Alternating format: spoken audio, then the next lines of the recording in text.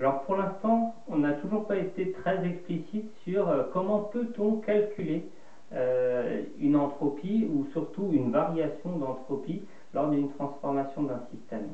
Alors c'est parce que pour la calculer, il nous faut aussi avoir d'autres relations.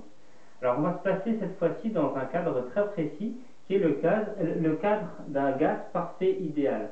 Un gaz parfait, donc un gaz pour lequel on peut appliquer la loi des gaz parfaits, est idéal parce que on va considérer dans cet exemple que les propriétés thermophysiques, notamment les coefficients calorimétriques, ne dépendent pas de la température. Alors, si on repart de l'expression du premier principe de la thermodynamique dans un système fermé, on peut écrire que du est égal à T ds, pardon, là je me suis mis en valeur spécifique, donc T ds avec le petit s, moins P dp. Donc c'est quelque chose qu'on a montré précédemment. Ici, notre objectif, ça va être d'isoler la variation d'entropie pour pouvoir l'expliciter en fonction d'autres grandeurs. Donc, on va chercher à mettre ds tout seul d'un côté, et ce sera égal à du sur la température, moins P sur T multiplié par dd. Alors, comment aller un peu plus loin? Cette fois-ci, on va pouvoir utiliser les relations qui sont particulières dans un gaz parfait ou un peu plus tard dans un gaz parfait qui est idéal.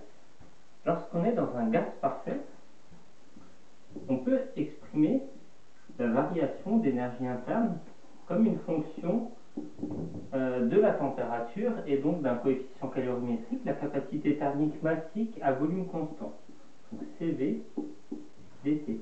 Similairement, dans un gaz parfait, on peut aussi se permettre d'utiliser la loi des gaz parfaits qui va nous dire que PV est égal à RT, ou si jamais on veut faire intervenir P sur T, on a P sur T qui est égal à R sur V. On peut donc reformuler cette expression précédente en disant que la variation d'entropie spécifique est égale à CV multiplié par dt sur t,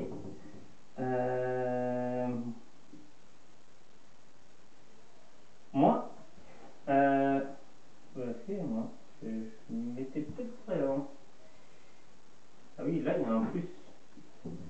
Excusez-moi pour cette petite erreur, ici il y avait un plus. Donc il y a un plus, ici R multiplié par dV sur V.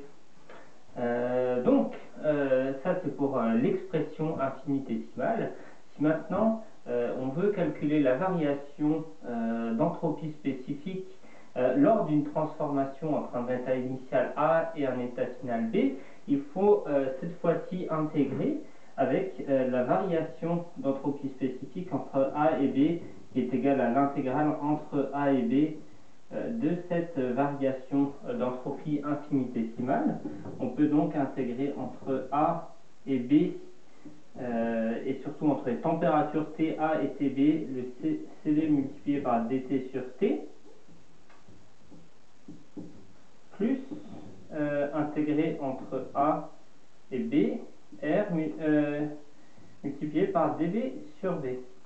Et donc si cette fois-ci on prend en compte le fait qu'on a un gaz qui est non seulement parfait mais aussi idéal, c'est-à-dire avec un CV qui ne dépend pas de la température, on peut sortir le CV ainsi que le R de l'intégrale et simplement faire l'intégration pour pouvoir exprimer la variation d'entropie spécifique. Et donc ça fait apparaître un logarithme quand on fait l'intégrale. La variation d'entropie spécifique entre A et B est égale à CV fois le logarithme de la température finale sur la température initiale plus R multiplié par le logarithme népérien du volume spécifique final sur le volume spécifique initial. Et donc, pour un gaz parfait idéal, en utilisant aussi bien le second principe de la thermodynamique que les différentes relations dans un gaz parfait idéal, on a pu exprimer et donc on peut calculer la variation d'entropie spécifique à partir du moment où on connaît les propriétés, enfin l'état A et l'état B, et en l'occurrence ici les températures et les volumes spécifiques de l'état A et de l'état B.